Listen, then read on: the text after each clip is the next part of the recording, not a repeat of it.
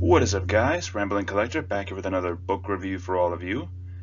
And I'm actually pretty excited to talk about this one, as I've actually gotten to meet the author of this new series. So the name of this book that we are going to cover today is Lancelot's Redemption by Robert W. Hickey and Bill Nichols, which is actually the first of the new series, Camelot Forever. And I gotta be honest with you guys, after reading it, I thought to myself, why not? So, let's get right into it, shall we? So this book, known as Child of Stone by Randy Carlton, is, as I stated before, a coming-of-age story, but it's a little different. It's got this really nice mix of fantasy elements with things like knights and swords and spirits. You got the light gods, the dark gods, all of them in this like eternal war against each other. But then of course you also got the sci-fi elements mixed in, because this does not take place on Earth. This all apparently takes place on another planet called Blutar. Which to me, that already got my attention, because it's like, there is no mention of like other planets out there, and this is all just like a single confined story on another planet. So that already gave me some good vibes, especially with all the fantasy elements mixed in, with the sci-fi just like sprinkled in every now and again, just to kind of remind you that this is taking place on a different world. So, the story is, as I said, a coming-of-age story based on our main character, Morningstar, the son of King Armon of the Southern Kingdom. So during this time, during his birth, his mother was apparently attacked by Darkstar, the dark god and main enemy of the main background enemy of this whole storyline and world. So Darkstar tries to kill Morningstar, that's the name of our main character, in the womb of his mother, the Queen. The Queen is forced at that very point to give birth, and at that point, she is forced to make a choice of sacrificing either herself or her child, which, the crazy thing is, sacrifice is a very huge theme all the way through here. Choosing to sacrifice yourself for selfless reasons, for the betterment not of yourself, but for the betterment of others. And that in itself is a really neat theme that I have not seen much fiction bring that up, like maybe once or twice, as far as I'm aware. I probably need to do a bit of digging on that, but this one really hammers more of the theme of sacrifice. Like, it's played out throughout this entire book. Anyways, so the Queen sacrifices her life to allow Morningstar to be born and be a happy, healthy boy. So, however, at this time, Darkstar does not want this child to be born, or at least to become older, because they probably view the Morningstar as a threat. So they send a champion, a rider, on a dark dragon, and as they're flying, 13 years go by. It is like Morningstar's birthday, and he is currently celebrating it with new things like an underground fortress, as you will. However, during this time, he is attacked by this dark rider, and he is cursed and turned into a stone statue right there in the courtyard of King Armon's castle. So essentially, Morningstar's father is forced to watch as his own child is bathed in flames from a dark dragon and then turned into a stone statue. God, I cannot imagine the amount of grief that occurs from that. So anyways, meanwhile, you have the opposing kingdom in the north, where the king there receives a vision of his own child becoming a champion of darkness. This child, known as Nightstar, gradually grows into a strong young prince, and he eventually is even given gifts by Darkstar with weapons and armor and all that stuff, with things like companion spirits, spirits of armor, spirits of weapons like a battle axe. And as this is going on, Morningstar is still cursed as a statue. 3 years go by from this, where Morningstar is still trapped in this statue-esque form. So, around this time, it is confirmed by the priest of the stars to King Armon that Morningstar will awaken at some point. The curse will be lifted. So after 3 years go by with Morningstar being stuck as a statue, the morning star in the sky starts to shine down, and Light Star, the god of light here, essentially brings down one of his servants to essentially lift the curse from Morningstar. And they do succeed to an extent. Instead of fully curing him, that darkness still lies in there within Morningstar. As of that point, he is turned into a child of stone, literally living stone, with no ears, no nose, and just his entire body almost impenetrable as living stone. Hence the name here.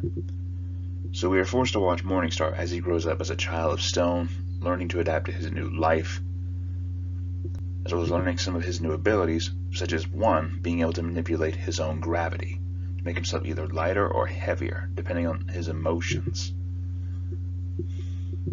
Meanwhile, you also have other characters being brought in, like Prince Nightstar, who's planning to rise up to the throne in the Northern Kingdom. But, as well as that, you also have Princess Marcella from another kingdom, Kingdom of the West, who is also blessed with these like spiritual or holy artifacts. Essentially, it's called the Song of the Bow, and that's another thing. Throughout the story, there are mentions of different songs. For instance, like the Song of the Battle Axe, which is what Nightstar has. You have the Song of the Bow, which is what Princess Marcella has, as she is blessed with 3 magic arrows and a magic bow to use as her defense, not to mention magic hair. So these 3 main characters, Morningstar, Nightstar, and Princess Marcella, each gain spiritual weapons and sets of armor to use, which to me, that already makes them super overpowered. But I mean, come on, it's a coming of age story, of course they're going to be strong. Anyways, my one gripe is that each weapon has a unique name because it is a spirit, but granted, it can get a little overwhelming at times when you have like the prince or king in Nightstar's view as of later on, each one being surrounded by this literal group of spirits, each represented as a weapon or a steed or a set of armor or even a shield. So like I said, that can get a bit overwhelming with all the names and such and trying to remember what is what. But if you can follow along with that, it's generally not that big of an issue. But I do like how everything there is here. There is drama. There's the classical evil uprisings. There is the young love story, like the love triangle between Nightstar, Princess Marcella, and Morningstar. That one was nice, but Nightstar genuinely creeped me out a bit with the fact of what he does later on. I will not spoil what happens there. But some of his actions concerning with Princess Marcella did leave a bit of a sour taste in my mouth. All in all, though, it just made his downfall that much sweeter later on. And I will say this story does manage to keep your attention all the way through. It doesn't get tedious. It manages to keep your attention as you're trying to explore this whole new world. This mix of fantasy mixed with science fiction. It's a very nice mix. It's a great hot pot, in a way, to bring everything together. And it blends very, very well. So I will not spoil how this whole thing ends, but I will say, at about 410 chapters, it is 410 pages, my apologies. It is a very decently sized book. Not too long, but not too small either. It's like right there in the middle, where you've got a good amount of story, but not so much that it's a rushed ending or anything like that. And plus, from what I read from the epilogue, there is the possibility of a sequel, and whenever that does come out, if it ever does, I will wholeheartedly be picking up book 2. As this series feels like there's more to tell, but it's not quite done yet. All in all, this one was very refreshing, and I definitely enjoyed it. So I want to say thanks to my friend for letting me borrow this book. And honestly, it's fun to be able to review a different book nowadays instead of just a bunch of Warhammer and stuff like that, which I will probably be doing more of those later on, like other books besides Warhammer. At this point though, I just needed a breather. Anyways, let's move on to the score. So guys, I'm gonna be completely honest with you. When I first bought this book, I really expected it to just be like full-on fantasy or historical fiction regarding Lancelot, King Arthur, and the Knights of the Round Table. And there was a lot of mentions of the Knights of the Round Table, with Lancelot, with a few chapters even taking place from Lancelot's point of view, and we even get to see some of King Arthur's court, as well as his supposed sister, Morgana Le Fay, and her son, Mordred, and we'll get to talking about them here in a little bit more. But what I did not expect from this book was that it would also involve Sherlock Holmes. So the story revolves around a young woman known as Elizabeth. And picking up apparently from the first short story of this series, Camelot Forever, Snowflake, which is actually in the back of the first book of Lancelot's Redemption. So, to put it simply, Elizabeth is actually related to not only a distant relation of King Arthur, but she is also the great-granddaughter of Sherlock Holmes, whom we actually do get to see in action, along with his assistant Watson. And I gotta tell you guys, that one is what threw me for a loop, was seeing Sherlock Holmes and King Arthur being mentioned in the same story. Now, what I do like about this story is that it's very, very short. You could maybe finish it in like a few hours at most if you're a quick reader, or at the highest level, a couple of days. It's not that long of a book, rounding out at about 305 pages, but it is a very nice read to get into, especially if you want a nice quick story with interesting characters and an interesting premise. But, to put it simply, during this time, Elizabeth and her new husband Lawrence are expecting a new child. However, this draws a lot of old enemies, including Morgana and Mordred, who have survived to the modern day, and are currently hunting down all the descendants of the Knights of the Round Table in order to summon out Arthur. Yeah, I know, sounds a little confusing, but the premise is fascinating to me, because it shows the descendants of the Knights of the Round Table, including the disgraced Lancelot, having to deal with the vengeful sister of their king, as well as her son.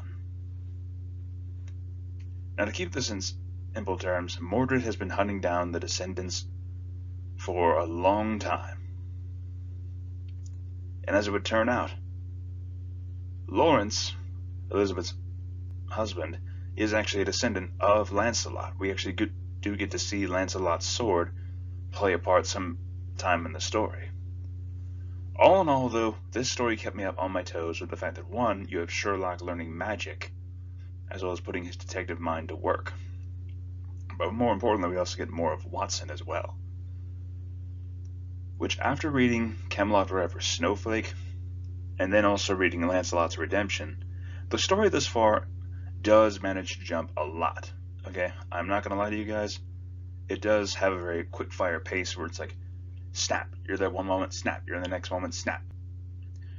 That action sequence, it can be very fast-paced, but if you can keep up with it, then it is very engaging as a story, which is why I'm very excited to see what book 2 of the series has to offer. I'm kind of wondering how long this series itself will be able to go. Will it just be a short amount of books like a trilogy, or will it go for much longer? Either way, I'm honestly eager for more, because this is a really fascinating premise with a mix of Sherlock and the Knights of the Round Table, with Sherlock being practiced in magic, him having descendants at all, and not to mention also the Knights of the Round Table and their descendants being haunted by Mordred and Morgana. So it has a very interesting premise all on its own. And if that doesn't grab your attention, then this may not be the book for you. And fun fact, I actually got to meet Bill Nichols when he was giving away his book.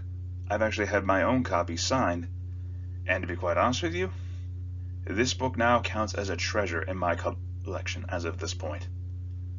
And to all of you fellow readers out there, I'm sure you can very much relate that anytime you can get a signed book by the author themselves, it is always a treat, and it is always treated as a very personal treasure in your long collection of books. But let's move on to the score now, shall we? So all in all, I would rank Lancelot's Redemption as a solid 9 out of 10, for the fact that 1, it had an interesting premise for a story, and 2, every single time, even if the book felt very quick, at the same time, it still managed to grab my attention. It was not so fast-paced that I couldn't be able to keep up, or that I felt disoriented by it. So all in all, very solid 9 out of 10, and I'm very excited to see what the sequel has in store. Anyways, you guys, if you would like this video, please feel free to leave a like or a comment down below, and feel free to subscribe to the channel if you're interested in hearing more of my thoughts on more books to come. And keep this in mind, guys, I've got a lot more books to cover than just Warhammer as of now, so stay tuned for those. Anyways, you guys, thank you all again for listening, and have an awesome day. This is Rambling Collector, signing off.